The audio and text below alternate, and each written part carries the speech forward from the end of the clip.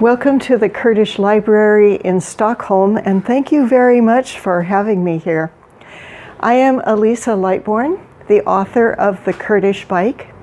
I am visiting here in Stockholm from California, and I would like to tell you about my book today, which is a novel, but it is based on a lot of true stories. So I took true stories and changed them a little bit to protect the people that were involved. So the book has done very well. It has sold over 25,000 copies so far. It has won 3 international gold medals, first prizes, and it is now out in 5 languages, in English, Sorani Kurdish, Kurmanji Kurdish, Farsi, and Arabic. So this is the story of the book when I was a teacher in Kurdistan. And maybe you could click it for me if I just... Sure. Okay, good. So this is a picture of my best friend. In the book, she was named Ara, and she lives in a village near Hauler. And we became very good friends, and the book starts with this picture, which shows people that the one happy day that we had together. Keep going. The story starts in Washington State in the United States, and I had a nice life as a college professor. But I'd been teaching the same thing for a long time, and sometimes that gets a little bit boring. So one day, my son said to me, "Mom, if you could do anything in the world, what would it be?" And I said, "I would teach overseas again." He said, "Well, I think you should do it. Go ahead." So I applied to 5 different places overseas. Most of them I did not know even where they were.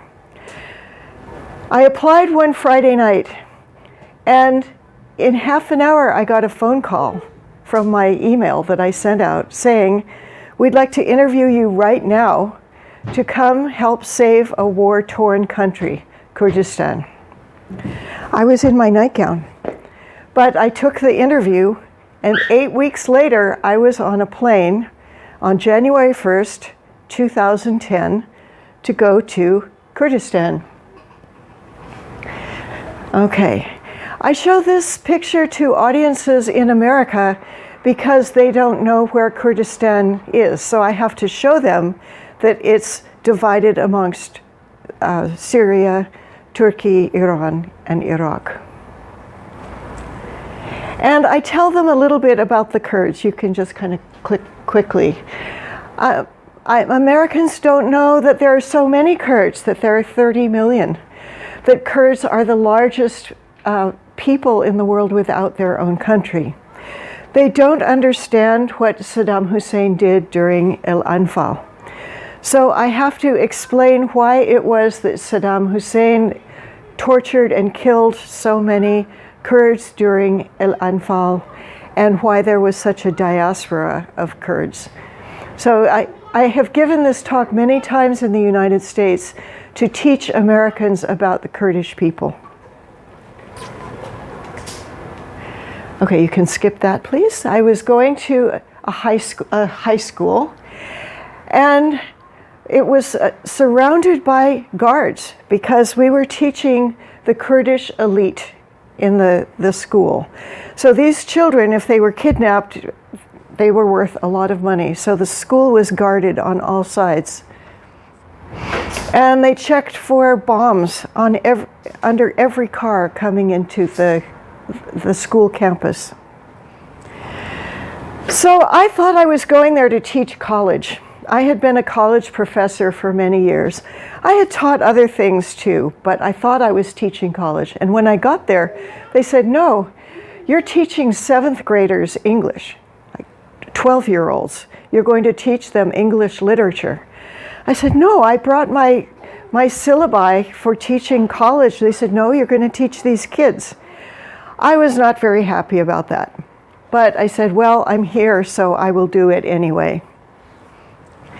And here are the boys in my class. So if you remember, boys in 7th grade, they won't stand next to the girls. Go ahead. And here was my classroom. Something that I found terrible was that they looked through the classroom door, the administrators did, to make sure I was teaching the right thing. This was the way that the Kurdish school did it, but I had gone to a very free university. I had taught at very free and open schools, so I thought that this was a really very difficult way for me to teach, and I didn't like it very much. And these were some of my children. I used this little girl in the story to tell a story about female genital mutilation. Now, at that time when I was in Hauler, in the village, 95% of the girls were cut. A lot of people in America don't know about that, so I included it in the book, that this little girl was going to get cut, and she confided in me in her teacher. Okay? And this was one of my friends, Pat, who was a character in the book. The teachers from overseas became very close at the school. We became very good friends. Okay. And here was another of the teachers. If you have read the book, these people would be very familiar to you. Usually when I give this talk is to people who have already read the book. Okay.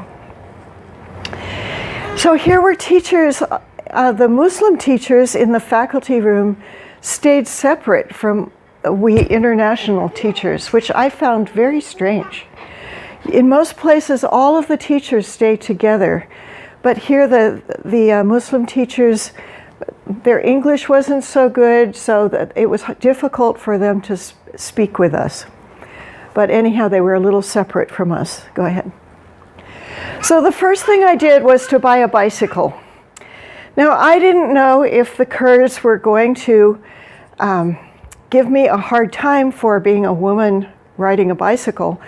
I had lived in Saudi Arabia for 5 years, and I knew that there it would be very dangerous and forbidden, haram, for a woman to ride a bicycle. I didn't know about the Kurds, but I wanted to get out and I wanted to see the villages, so I bought a bicycle, and I tried to have some clothes that looked like I wasn't a woman. So I tried to look like maybe I was a man, maybe a woman. I didn't have a lot of clothes, so those were the clothes that I wore on my bicycle. And every hour that I had free, I would go out on my bicycle. Go ahead. And I would go to villages. This is one of the villages that was right near my school, which was in between Hauler and Shaklawa.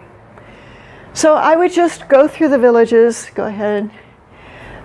Graveyards on all sides of the villages, of course, and sheep and goats, okay, and garbage. Now, I was very upset about the garbage when I got there because I thought, this is such a beautiful country. Why do they throw garbage everywhere? And then I realized that there's no infrastructure in Kurdish Iraq. There's no garbage man who comes to pick up the trash. There's nowhere to put it. And frankly, America would look exactly like this if we didn't have the garbage man to come.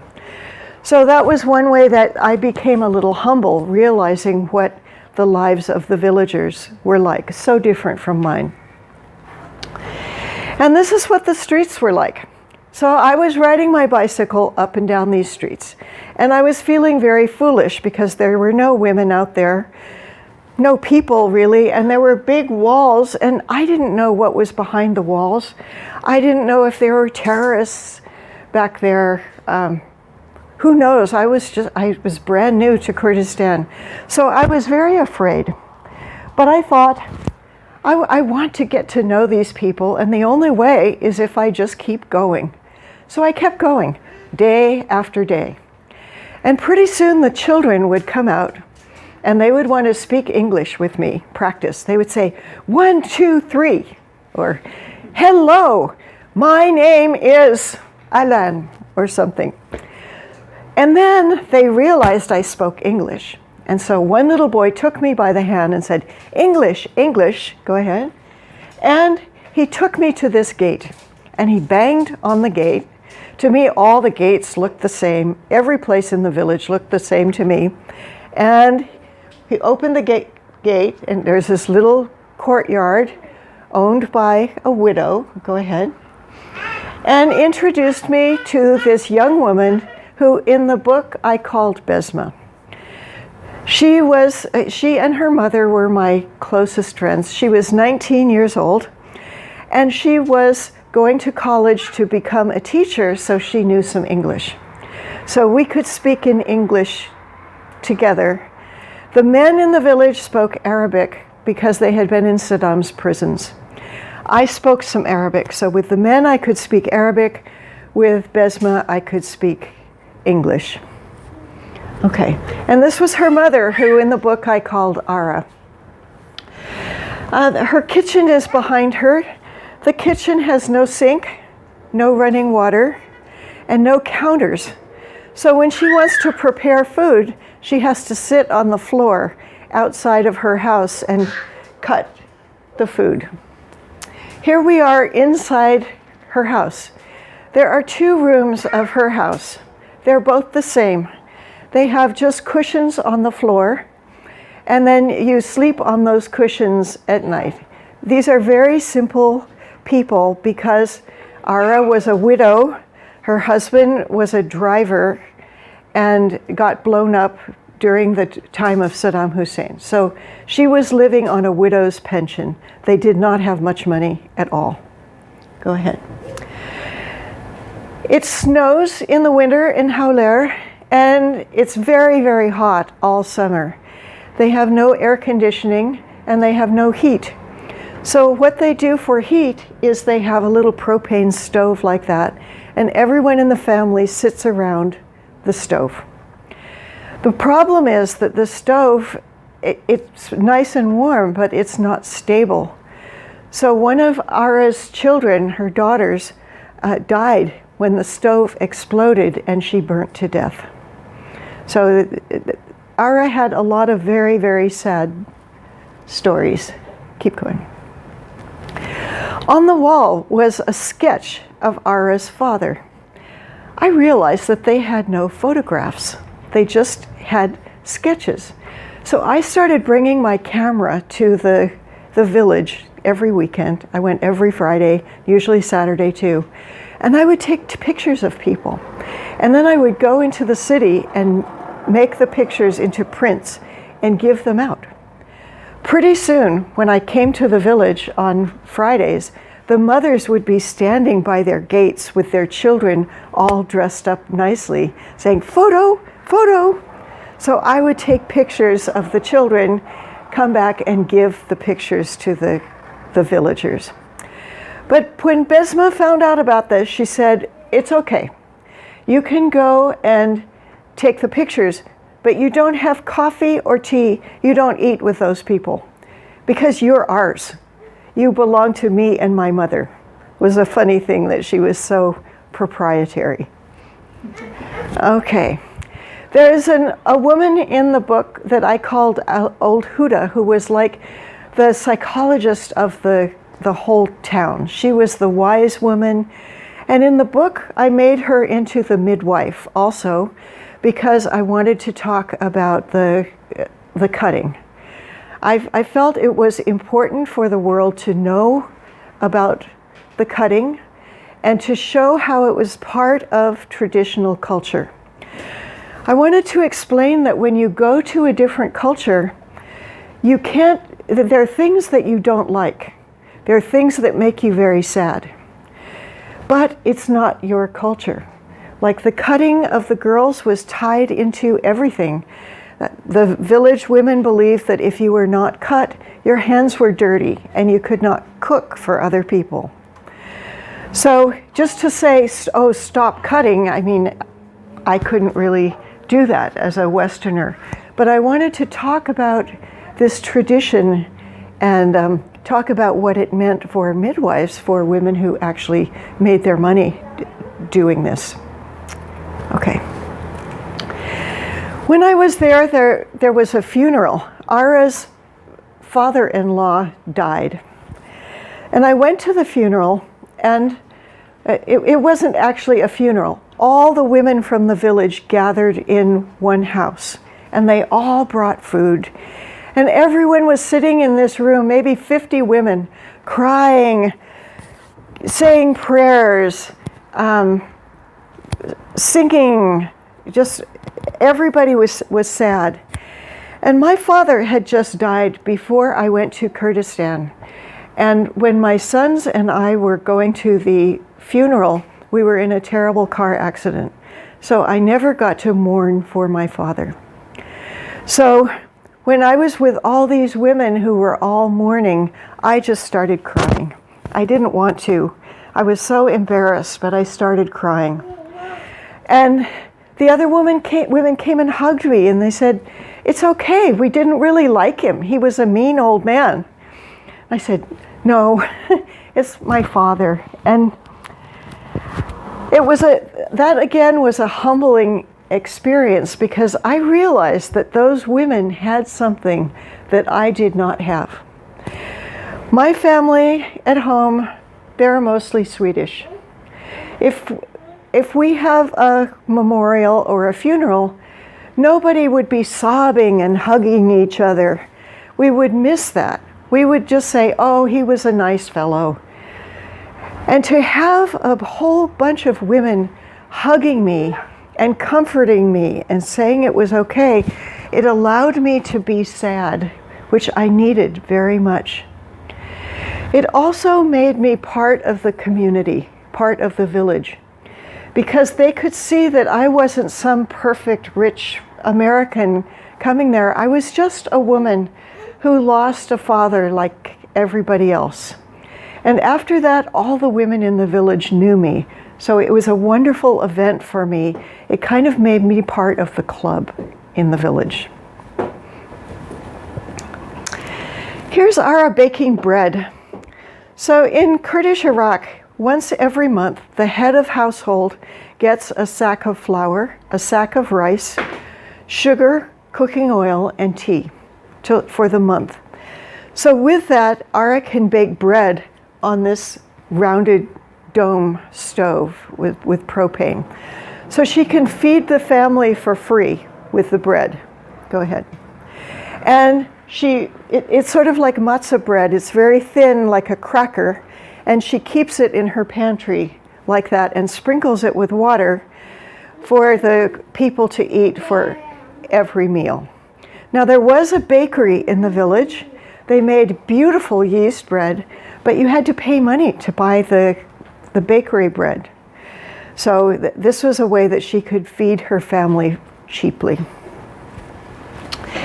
Here she is feeding lunch to her grandchildren. And she scrambled 2 eggs. This was a lunch for maybe 6 people. So 2 eggs would be the protein for 6 people at the meal. She had strawberries because I brought them from the city. That was a big treat to have fresh fruit and strawberries. And of course the local cheese there, and of course walnuts, which she served as a treat because I was there. Go ahead. Here we are. I told you that Besma was a college student. I was a teacher. So we made this deal. Every Friday when I came, I would help her with her homework, and she would help me learn Kurdish. Well, she wasn't really interested in homework. She had fallen in love, and all she wanted to talk about was her boyfriend. She couldn't say his name because then her mother would know who it was. So in English, she would call him my love. I said, "No, I'm a teacher. You're going to do your homework." So we sat down, and I would help her with her homework. Now think about this. She had gotten a scholarship. She was the smartest girl in the village and the only one going to college. I was helping her with arithmetic that in America we would teach 8-year-olds. That's what the education was like in the village.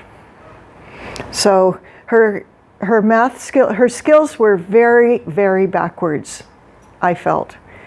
That's why I wanted to help her. But also look what I was wearing there. I tried to be very respectful and kept Kurdish clothes at their house. I would have to wear pants to ride my bicycle to get there. But once I got there, I very quickly put on Kurdish clothes and covered my hair. Now, my other teacher friends at the school, when they would hear me talking about the village and all the fun that I had there every weekend, they'd say, "Take me, we want to come too." And I would say, "No, go get your own bicycle. Find your own village. There are villages everywhere." No, we want to come to your village." So I brought them, and after a few times, Ara said, "We're not going to do that anymore.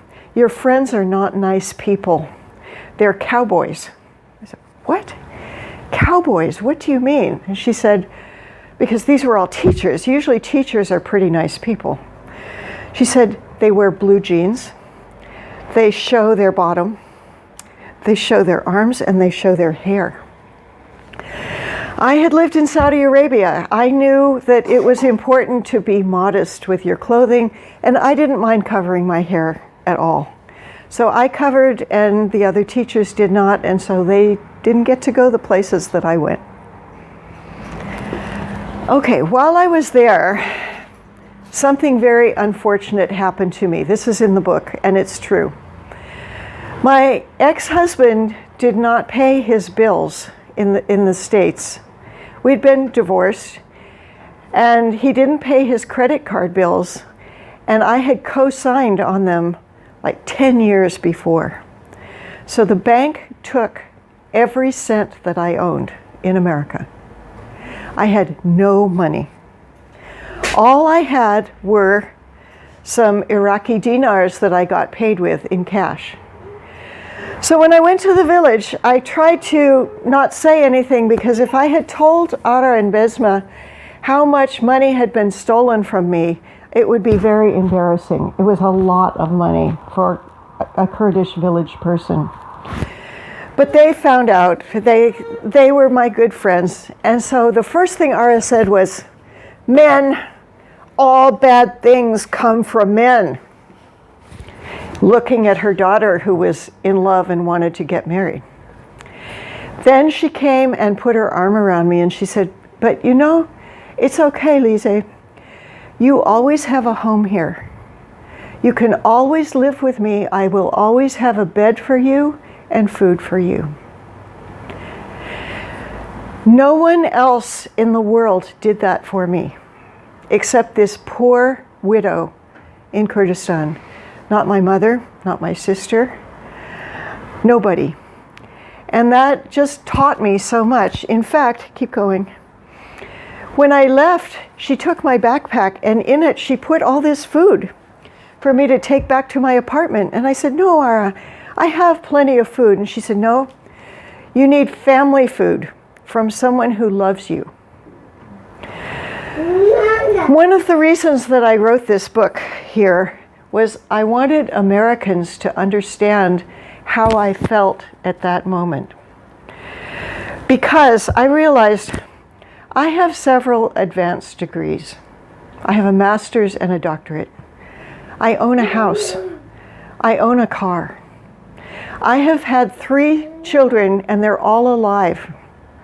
I have all my teeth. I have a US passport. I can work anywhere in the world. I am so wealthy beyond belief, even though I didn't own 1 penny. And look, I'm so healthy too. Compared to those people, I am a millionaire. And I wanted Americans and other people in the Western world to understand that our wealth is not having millions of dollars in the bank. Our wealth is people who love us, like this simple woman and her daughter. Okay. So let's take a little road trip around Kurdistan. Go ahead. We'll do this kind of quickly because many of you have seen Kurdistan already. But this is what the hills look like where I was riding my bicycle. There's my bike. And those are not flowers, those are rocks. The hillside is very rocky. These fields will be sprouting up with wheat, barley, things like that very soon. This was taken in about February to March. And goats everywhere, of course. Go ahead. The shepherd in the book was real. So I was out there on my bicycle and would run into shepherds. Go ahead. And we would dance out there. They would sing and we would dance just out in the fields with the sheep. Go ahead. He learned to ride my bicycle. So many young Kurds learned to ride on my bicycle that it was a piece of junk by the time I left. As the old man on a donkey, the donkey is also in, all these things are in the book. Go ahead. And this is what Erbil Hawler looks like. It's a city of 1 million people. It's one of the oldest continuously inhabited places on Earth. So they think from like 4000 BC, people have lived in Hawler. Go ahead. And this is the old city. You can see how it's been built up. It's called a tell in archaeology. You keep building new cities on top of old cities so it gets big. See the cars down below? It's a very big tell. And fruit vendors. Kurdish Iraq is like the fruit basket of the Middle East. They have apricots, cherries. Of course, Saddam bulldozed all of the orchards, but now they're coming back. Go ahead. Look at the wiring on one of the markets. Lucky thing the whole place doesn't burn down with fires. Go ahead. And I don't know if you can see, but there's a little boy at a muffler shop bringing around tea to the customers. Go ahead. I had to go to the dentist, and I wrote about this in the book. The dentist wanted to give me a root canal with no x-ray. So that was kind of an interesting thing in the book. I didn't let him do it. Go ahead. This is the Red Jail in Slemani.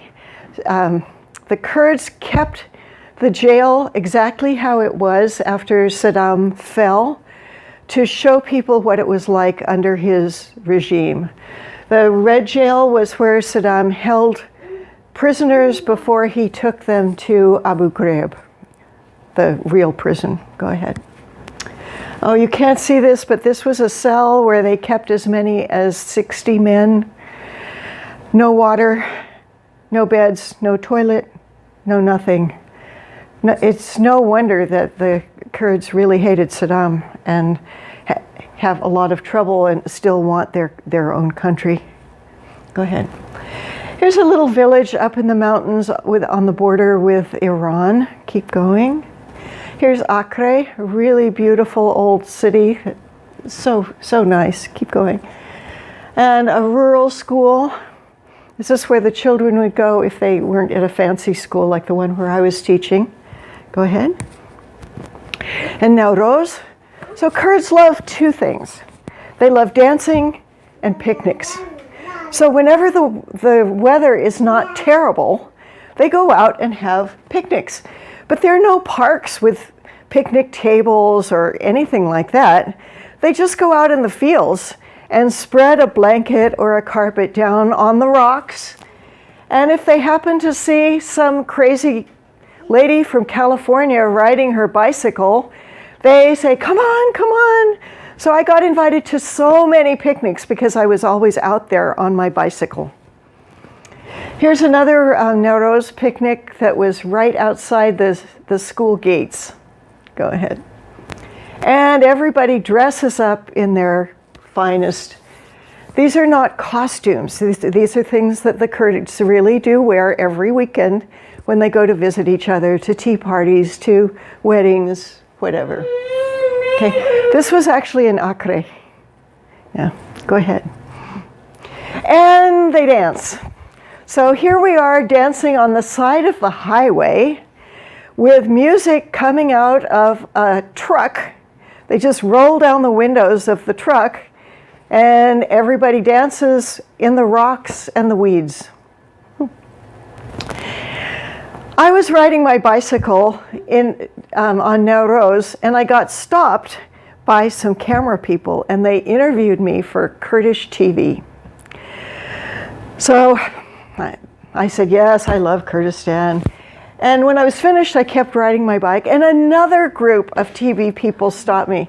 So I was on both channels of TV, for national TV, for 3 days, saying how someone from California loves Kurdistan. So it was kind of funny, kind of embarrassing, but it helped me wherever I went after that, because everybody had seen it. So I would go into a store and they'd go, ha ha ha, TV, TV. It's so embarrassing. Okay, back to our story. So Besma had fallen in love with Havar, the handsome Havar. Her mother said, no, no, no, you're not going to marry him. But she was in love. You know what it's like when 19-year-olds are in love. Go ahead. So they wanted a picture taken of the two of them. They weren't engaged yet. So they took a picture with me in the middle. So that's how we got that picture. Go ahead. Here he is teaching me how to tie a turban the way that they do in Soran, different than the way they did in Hawler. And this was his family. We went to visit his family in Soran. Go ahead. And this was his family's summer cottage. So a lot of families who can, or who were able to keep their cottages during Saddam's time, have a little place like a hut up in the mountains because it's cool up there in the summer. And they take their sheep and their goats up there and they plant things, and it's beautiful. It's very cool. So this was right on the border between Iran and Iraq. Go ahead. This was his sister, his older sister. Now, I used their stories. I changed some things in the book, but in the book, this woman wanted to get married, and she had had a boyfriend for 10 years, and her brother said no, wouldn't let her get married. He didn't like the family. So go ahead.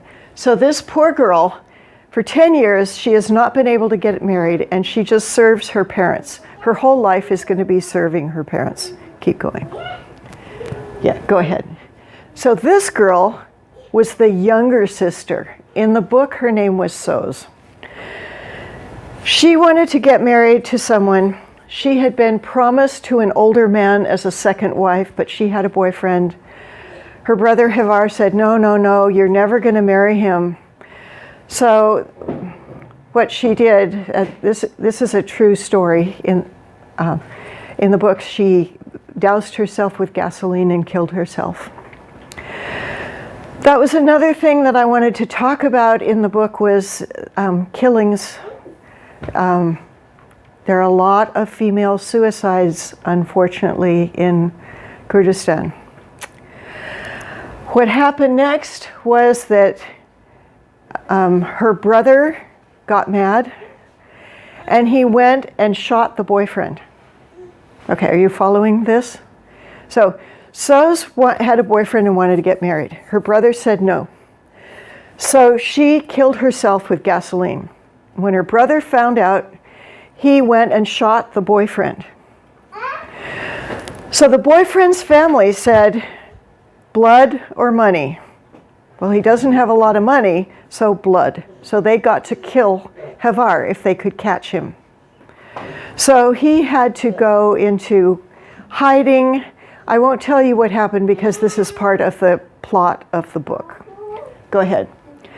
So anyhow, they had a wedding. Go ahead. And I went online and I crowdsourced, and I was able to raise enough money for a refrigerator and a stove.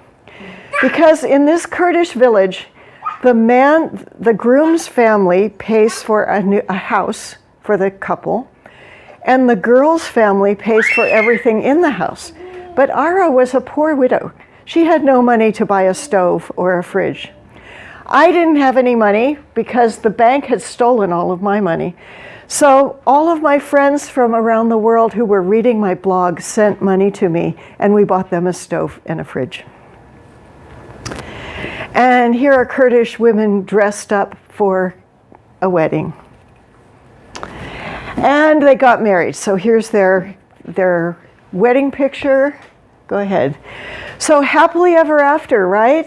I mean, that's how American fairy tales would end, but this is a Kurdish village. It's not exactly happily ever after. I went home. I finished my teaching contract there. I went back to America, and I got a job, go ahead, in Singapore as a professor. I got to teach university again. And my son Andy got to come with me and got his college education that way. Go ahead. But Besma and Ara, Besma moved back in with her mother. Her mother took down the cradle that she had in the pantry. Kurdish cradles, by the way, are flat, at least in this village. They don't have sides to hold the baby. So you wrap the baby in white cloth and then you put it on the flat table-like thing and wrap a cloth around it to tie the baby onto the cradle. Go ahead. And here's her little boy. So she had a baby boy. In real life, she has 3 children because the Sosa's suicide happened several years after I left. Go ahead. Okay, so now all 5 people, Ara, Besma, and the 3 children, live in that little 2-room house. Right now, the children have grown and they're all in school. So they're aged 10 and a half, 9, 7. Go ahead. So, and Havar fled across the border to Iran. So when I give book talks, I take up collections and I help the women in the village because things are very bad in the village with the price of oil having gone so low, problems with the Baghdad government, problems with COVID. It's really very serious there. So the proceeds from the book help these people. Okay. So people can help by reading the book, buying the book, asking for it at your library, and writing a review. So if you read it, please write a review on Amazon. Thank you very much. Okay. Okay. Do we have any questions? Yes. Yes, I think I have one. Okay. But before I ask my question, thank you very much for this presentation. Unfortunately, I haven't read the novel. Yet. Yet. Only very, very short part of it. But I read some of the reviews and interviews that you had on the book. Now, my first question is, how can you compare life in Kurdistan as a Middle Eastern region and with, of course, the dominance of religion and religious rituals and other things, with life in the United States as a, let's say, maybe secular state, or sometimes a Christian state as well in some parts of states? That is a great question. So actually I would like to compare Saudi Arabia, Kurdistan, and America, because I think Kurdistan falls in the middle. In Saudi Arabia, everything is religion, absolutely everything. So, you know, when you put a key in the door, you say a blessing. When you enter a house, you say a blessing. When someone hands you food, you say a blessing. Everything depends on your religion. Okay? In America, people don't ask your religion. It's rude to ask your religion. I found Kurdistan to be in the middle. That the Kurds were Muslim, but they weren't going to kill anybody who wasn't a Muslim. Now, Americans have that misimpression. They think that all Muslims are terrorists. But the Kurds were, I would say, very moderate Muslims. Like they did the prayers, they keep Ramadan. all of those things, but they didn't go crazy about it. On the other hand, the Kurds are crazy about Kurdishness, about patriotism, about their ethnicity. I found that that was stronger in Kurds than religion. So there's a piece in the book where I walked around Hawler and asked people, what is your dream? I asked men, women, old, young, everybody, what is your dream? In America, I know what they would say. I want a bigger house. I want to send my child to Harvard. I want a fancy car. Do you know what every single Kurd said? I want a free Kurdistan for all Kurds. Every single person told me that. Okay? They didn't say, I want to convert the world to Islam. They said, we want a free Kurdistan. So, I mean, patriotism is so strong in Kurds. And my second question about yourself, as a person that you have lived some time in that village and among the people, you were not in a dormitory, you were living by yourself. So no, I was living in an apartment at the school. Yes, on the school campus. Yes, but you have engaged with the people as well, with their traditions. As much as I could. Yes, and you have been in the, as you told us about, in the funeral, for example. Yes. Did your contacts and your life there, however short, affected you somehow in your personality or in your feelings and others as a person? Okay. How did my time in Kurdistan affect me personally? Yes. I have lived and worked in 6 countries. My 6 months in Kurdistan, that's all I was there, was 6 months, affected me more than any other country. I think that was because I became so close to these women in the village. I never really knew Kurdish men that much because I didn't want to look bad. You know, I wanted to look respectful and seem respectful. But it changed me because it made me so thankful for what I have. And so compassionate now for refugees everywhere.